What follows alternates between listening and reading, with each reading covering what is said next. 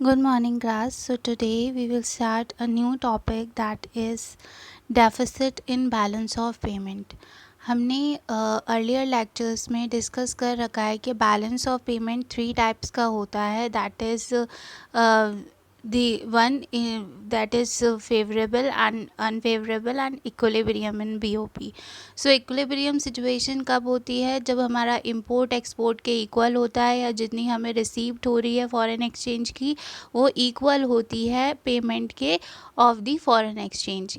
और हमारा फेवरेबल या सरप्लस बीओपी कब होता है? जब हमारी जो रिसीप्ट्स होती हैं और फॉरेन एक्सचेंज वो ज़्यादा होती हैं पेमेंट से ऑफ फॉरेन एक्सचेंज, या फिर हम जो हैं वो एक्सपोर्ट ज़्यादा करते हैं in comparison to imports. And deficit या अनफेवरेबल बीओपी क्या होता है? When the payment of foreign exchange are more than the receipt of foreign exchange and our imports are more than the export. जब हम import ज़्यादा कर लेंगे export कम करेंगे तभी तो हमारा बैलेंस ऑफ पेमेंट अनफेवरेबल होगा and that is the deficit in balance of payment. मतलब हम क्या करते हैं, हम इम्पोर्ट ज़्यादा कर रहे हैं और एक्सपोर्ट कम कर रहे हैं. हमारी कंट्री से जो फॉरेन एक्सचेंज है वो दूसरी कंट्री के पास जा रहा है एंड दूसरी कंट्री का की जो करेंसी है वो इन कंपैरिजन कम आ रही है हमारी कंट्री के पास. So balance of payment deficit is a situation when autonomous receipts are less than autonomous payments. Yesterday we studied कि autonomous transactions या items क्या होते हैं. Autonomous transactions are those transactions which are carried out with the economic motive irrespective of present position of the BOP. Autonomous transactions वो सारे transactions होते हैं जिनको हम किसी भी इकोनॉमिक मोटिव जैसे प्रॉफिट मैक्सिमाइजेशन के लिए करते हैं, अपनी कंट्री को डेवलप करने के लिए करते हैं, बिना कुछ सोचे हुए जो भी बैलेंस ऑफ पेमेंट की पोजीशन है उसके बारे में. सो बैलेंस ऑफ पेमेंट क्या है, बैलेंस ऑफ पेमेंट डेफिसिट क्या है?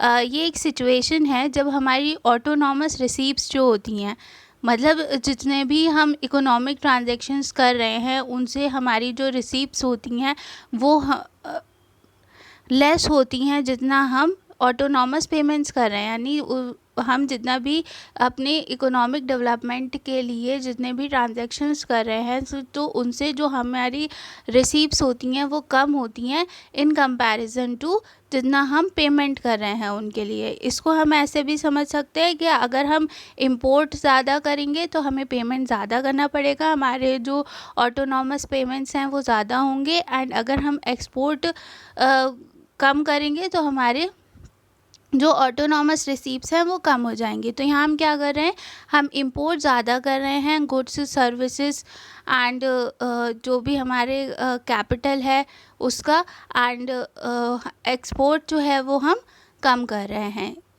ठीक है, तो जो deficit in balance of payment है वो ये हमारा हो गया. And this situation arises only on account of autonomous transactions. अब ये जो बैलेंस ऑफ पेमेंट डेफिसिट की सिचुएशन होती है वो क्यों अराइज करती है? वो हमारी ऑटोनॉमस ट्रांजैक्शंस की वजह से ही अराइज करती है.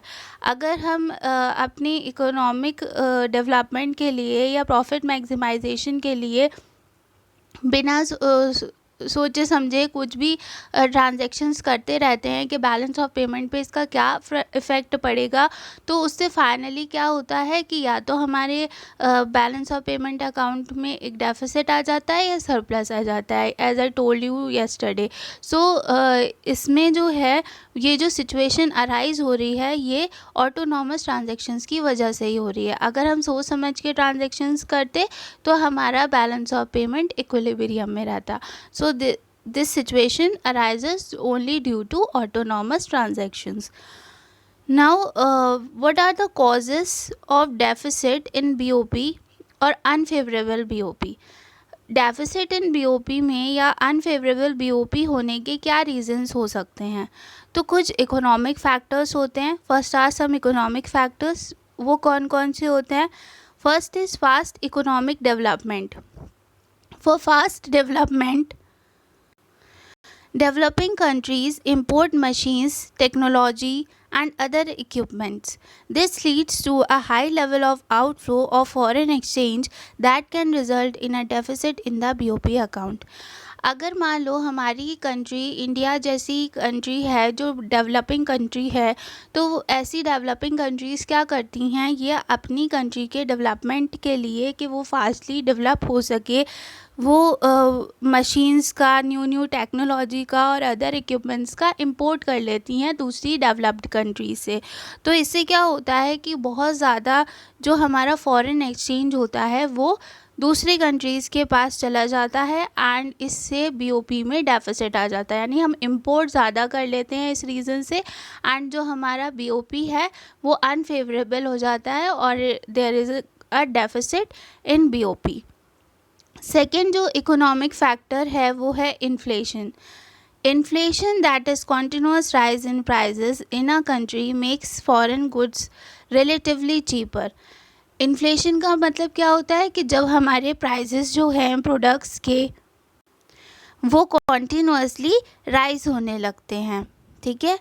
तो अगर मान लो हमारी कंट्री में इन्फ्लेशन हो जाता है, हमारी कंट्री की जो प्रोडक्ट्स हैं वो महंगे हो जाते हैं, तो मान लो हमारी कंट्री का कौन सा प्रोडक्ट है, फॉर एग्ज़ाम्पल हमारी कंट्री में माइक्रोमैक्स है और जो एप्पल है वो जो है वो यूएस की कंपनी है। सो अगर हम मान लो कोई रीज़न ऐसा हो कि इन्फ्लेशन हो जाए इंडिया में और जो माइक्रोमैक्स का फ़ोन 10,000 का आता है वो लैक्स में आने लगे, एंड जो एप्पल का फ़ोन है वो हमें किसी रीज़न से सिर्फ 50,000 में मिलने लगे, और जो माइक्रोमैक्स का फ़ोन है वो 1 लाख में मिलता हो, तो हम क्या करेंगे, हम जो है हम वही प्रोडक्ट ख़रीदना प्रेफर करेंगे ना जो कम प्राइस का होगा। सो हम जो एप्पल है उसको परचेज़ करना शुरू कर देंगे, ठीक है। तो अगर इन्फ्लेशन बढ़ जाता है, प्राइसेस बढ़ने लगते हैं, तो उससे जो फॉरेन गुड्स होते हैं वो मतलब चीपर हो जाते हैं, उनके प्राइस कम हो जाते हैं हमारे डोमेस्टिक प्रोडक्ट्स से। जब हमारे प्रोडक्ट्स के प्राइस बढ़ जाते हैं तो जो दूसरी कंट्री के प्रोडक्ट्स हैं उनके प्राइस रिड्यूस हो जाते हैं, एंड इससे क्या होता है कि हम दूसरी कंट्री के प्रोडक्ट्स को प्रेफर करने लगते हैं, उन्हें परचेज़ करने लगते हैं, और इससे जो इम्पोर्ट है वो बढ़ जाता है, और इम्पोर्ट बढ़ता है जब ज़्यादा तो हमारा balance of payment deficit show करने लगता है, okay, it becomes unfavourable. So ये हमारे इकोनॉमिक फैक्टर्स हो गए, fast economic development and inflation.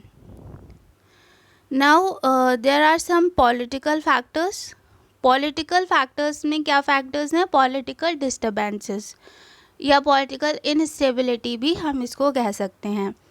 सो अगर जो गवर्नमेंट है उसमें फ्रीक्वेंट चेंजेस आ रहे हैं, टैक्स स्ट्रक्चर उसका अनस्टेबल है, तो इससे क्या होता है कि जो फॉरेन इन्वेस्टर्स होते हैं उनका ट्रस्ट ख़त्म हो जाता है कंट्री में, एंड वो अपना कैपिटल वहाँ इन्वेस्ट नहीं करना चाहते। फॉर एग्ज़ाम्पल मान लो इंडिया में अभी कोई गवर्नमेंट चल रही है, उसने क्या किया, उसने पहले कोई और टैक्स स्ट्रक्चर बनाया, उसने ये टैक्स हॉलीडे दे दी 5 इयर्स के लिए, यानी उसने ये कह दिया कि आप अगर हमारी कंट्री में इन्वेस्ट करते हो तो आपको 5 ईयर तक कोई भी टैक्स पे नहीं करना पड़ेगा किसी दूसरी कंट्री से, उसने ये कह दिया।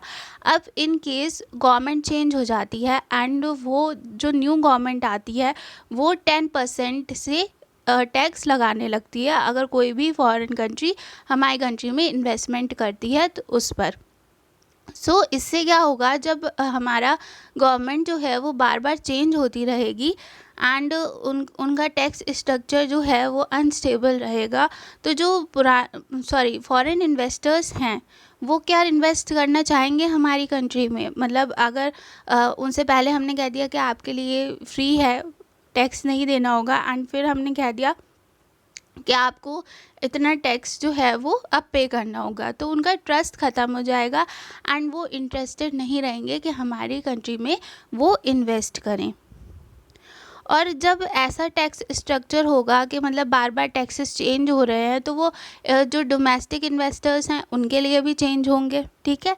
तो वो भी प्रेफर करेंगे कि वो दूसरी किसी कंट्री में इन्वेस्ट कर दें। तो इससे क्या होगा कि एक एडवर्स पोजीशन क्रिएट हो जाएगी in the balance of payment, यानी कि जब कोई दूसरा हमारी कंट्री में इन्वेस्ट नहीं करेगा एंड हम भी जो हैं वो दूसरी कंट्री में इन्वेस्ट करने लगेंगे, तो फॉरेन एक्सचेंज का जो इनफ्लो है वो हमारा वैसे ही स्टॉप हो गया, क्योंकि दूसरे लोग हमारी कंट्री में इन्वेस्ट नहीं कर रहे हैं, और साथ ही में हमारी कंट्री के लोग भी दूसरी कंट्री में इन्वेस्ट करने लगे।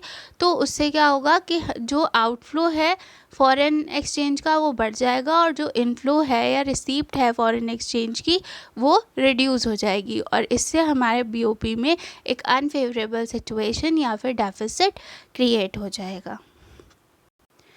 So we will cover this much only in this lecture, and the remaining points we will discuss in our next video. So today we have covered that what is deficit in BOP, what are the causes of deficit in BOP. In that we have studied some economic factors, that is fast economic development, inflation, and a political factor, that is political disturbances or political instability. That's all for today. Thank you.